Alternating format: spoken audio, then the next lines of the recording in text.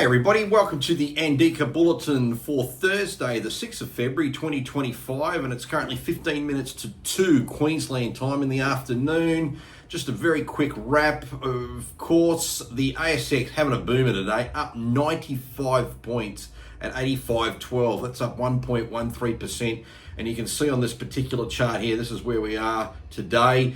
Over here, which was back on the 31st of January, that was when we basically made the all-time high, which was just over 85.54. So you can see we're only about 42 points away from re-getting there. So in terms of market recovering, it recovered very, very well. So just goes to show there's no stopping the markets here. Over to Bitcoin. Those who follow this channel know I always talk about Bitcoin.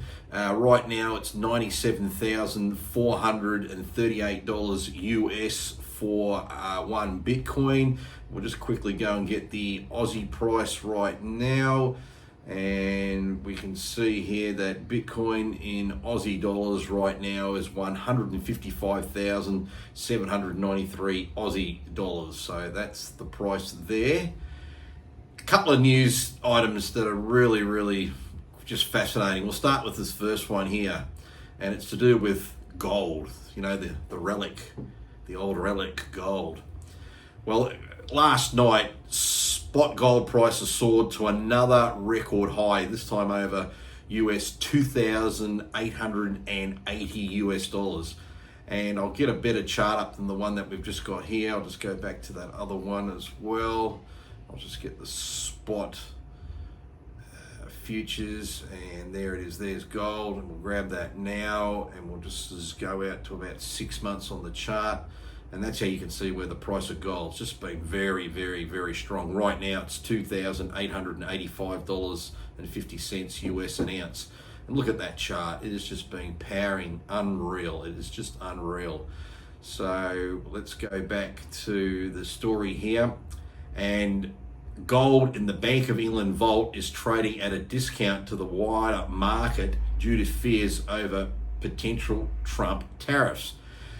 This discount comes as traders worldwide rush to get gold to the US ahead of the potential imposition of tariffs and to capture premium prices. So what's pushing gold in some sense is the worry that Trump may put tariffs on precious metals. So there's some perceived need to get gold repatriated to the United States. Now, the US President Donald Trump hasn't targeted precious metals specifically as he ratchets up his trade war, but dealers are worried they could be included in blanket tariffs that he has threatened. So that's part of the reason there. And this was also interesting to do with gold as well. Freely available gold remains in tight supply in London as traders who sold futures at the high prices seek to secure metal to deliver on their commitments. This is great. The tightness can be seen in 1 month lease rates for bullion. So that means people that own it lease their gold for just a month, which have jumped to about 4.7%, far above the usual level of close to zero. The rate reflects the short term that holders of bullion in London's vaults can get by loaning their metal out on a short-term basis. So all of a sudden this useless relic, good as gold, the store of wealth, is actually earning a better rate of return than, your 10-year bonds. It's quite amazing what's going on at the moment. And here's a chart from Zero Hedge that just illustrates this real big spike. See, the steep borrowing cost for gold indicates tightness in the market, and you can see that big whooshka there. So that's really fascinating, what's been happening in that sort of space. Now, here's another important story as well. So let's talk about this, and we'll look at this chart. It's to talk about what's a real reason for Trump also looking at these tariff scenarios. I mean, at the moment, he's been using them against Mexico and Canada to basically make them, which he has, takes more seriously their responsibilities on their side of the border. So both of them have pledged 10,000 troops and other initiatives because he wants to stop the fentanyl from pouring in. But this is where the real game is. So let's go through this. While the US accounts for 29% of global consumption, it produces only 15% of the world's goods, okay? Meanwhile, China accounts for 32% of global manufacturing, but just 12% of consumption.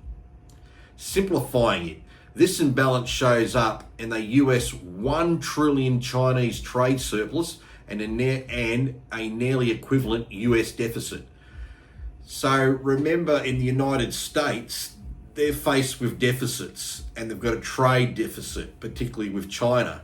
Now let's look at this in a graphical sense because it's right here for all of us to look at.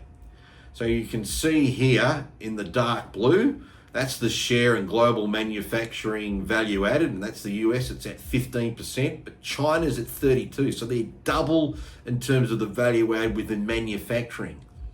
Meanwhile, America is in consumption 29%, and this is measured in global consumption versus China's only 12%. So see how the whole thing's literally arse about.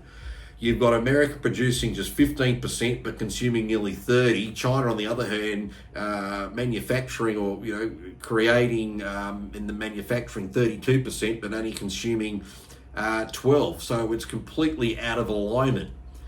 Now this has real implications because Trump, I think, wants to get that trade deficit into something that's fairer.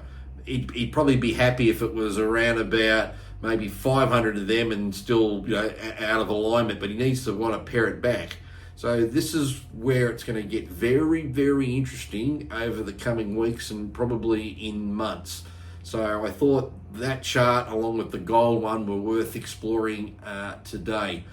Other than that, it is a very strong local market. As I started the video on, the market is up 95 points. Sigma today, again, those who have been following my channel will know I've been talking about them because of Chemist Warehouse. They're up 4.5 cents today to $2.85.